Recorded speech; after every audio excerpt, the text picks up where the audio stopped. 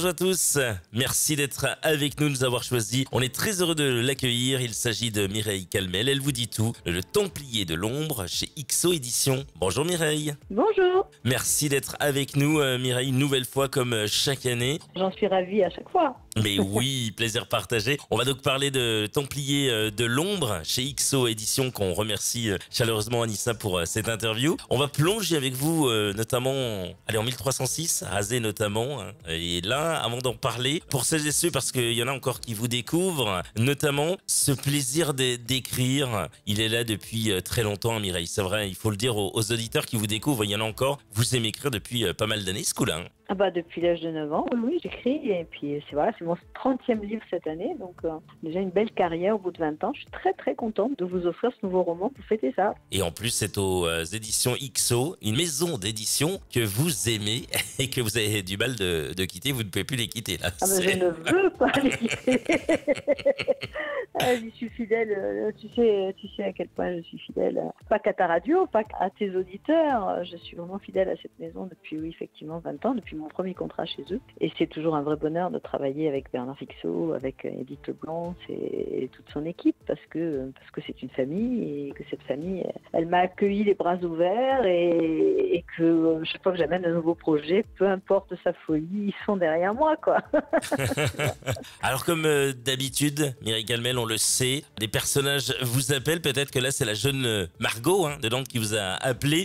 Comment ce nouveau thriller historique, Le Templier de l'ombre, est né? Racontez-nous. Toujours de la même manière, avec ces fameux rêves récurrents qui me hantent la nuit. Alors tu sais, quand on rêve, on a tous le même cheminement, avec des choses un peu sans queue ni tête, des histoires qui s'entrechoquent, on se rappelle plus, on est, tu vois, et là brusquement, on se retrouve avec, d'autres rêves un peu particuliers, les miens, quand je me rendors, et ça peut durer des jours, des semaines, jusqu'à ce que j'ai des noms, des dates et des lieux, et que je commence mes recherches. Et c'est toujours comme ça que ça se passe. Et évidemment, la jolie Margot de Dante de cette histoire n'a pas changé la donne. Elle est arrivée avec grand fracas et son histoire morcelée, son histoire de souffrance, et puis surtout ce mystère tout entier qu'il m'a fallu résoudre au fil des pages. Eh bien, on va en parler de ce thriller médiéval envoûtant, un roman de fièvre et de passion. C'est ce que dit d'ailleurs votre maison d'édition XO. Racontez-nous en quelques mots, pour celles et ceux qui viennent de nous rejoindre, Le Templier de l'ombre, c'est l'histoire de quoi, en quelques mots? Eh bien, c'est l'histoire d'une jeune femme, donc Margot de Dante, qui est châtelaine dans le Razès. Alors, le Razès, pour ceux qui ne savent pas où c'est une région en dessous de Carcassonne, c'est l'Aude, c'est le pays cathare, c'est les châteaux, les gros châteaux cathares. On n'est pas loin de Quiribus, on n'est pas loin de Rennes-le-Château et le mystère de la Bessonnière, et cet homme maudit qui a hanté les légendes pendant très longtemps. Mais là, on est bien avant tout ça, puisque les cathares ont été exterminés presque 100 ans avant, et Margot de Dante a récupéré un des châteaux de ces cathares par le biais de son ancêtre qui a été l'un des lieutenants de Simon de Montfort, le grand méchant qui a ravagé la région à ce moment-là. Donc Margot a eu un papa érudit, ce qui était très rare à l'époque, c'est-à-dire qu'il s'était constitué une très belle bibliothèque, et un frère templier, puisque le château de Dante se situe au milieu de 4 commanderies parmi les plus importantes de la région. Et tout va bien pour elle, Son frère lui envoie une lettre en lui disant qu'il lui a trouvé un mari extraordinaire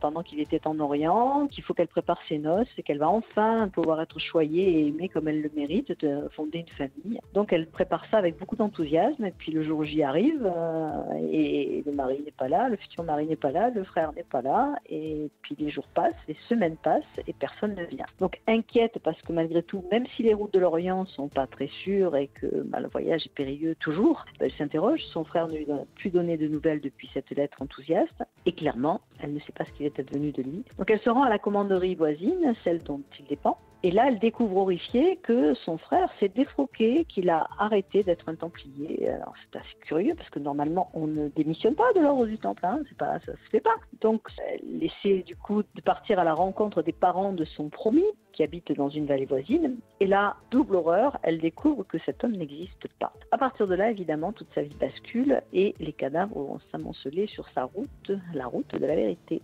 Mireille, comme d'habitude, ça trotte dans votre tête. Je suppose que vous êtes déjà en plein projet d'écriture. Alors, je suis évidemment sur l'écriture du tome 2 qui doit sortir le 26 octobre. Donc, vous voyez, c'est pas très loin, très loin. Et puis, pour les lecteurs du magazine Maxi, je vous propose cet été une belle nouvelle qui va vous tenir en haleine, puisque là aussi, c'est un thriller et on parlera de femmes pirates. Voilà, c'est feuilletonné tout l'été dans Maxi. Alors n'hésitez pas, si vous voulez en découvrir davantage, je vous embarque sur des galions au gré des vents et surtout, là aussi, sur un mystère à résoudre. Et puis c'est pas tout, parce que tu sais que j'aime bien beaucoup gâter mes lecteurs et je viens de sortir, il y a juste un mois, le tome 2 de l'adaptation BD du L'Italienor avec Pierre Lejeune. Donc là aussi, les images sont magnifiques, alors ne boutez pas votre plaisir. Juste vraiment pour le fun, si vous en trouvez une, si vous en voyez une dans une librairie, regardez, mais pas acheter, ne vous engage à rien. Mais vous savez, c'est un projet qui m'a tenu pendant plus de 10 ans, c'est vraiment avec lui que je voulais travailler. Croyez-moi, ça vaut la peine. Mireille Calmel, on rappelle que vous êtes l'auteur de Templiers de l'ombre chez XO Éditions. Merci une nouvelle fois d'avoir été avec nous. Mais c'est toujours un grand plaisir. Alors moi, je vous embrasse bien fort les auditeurs. J'espère venir un jour par chez vous et puis vous rencontrer pour de vrai, quoi. Faut faire ça.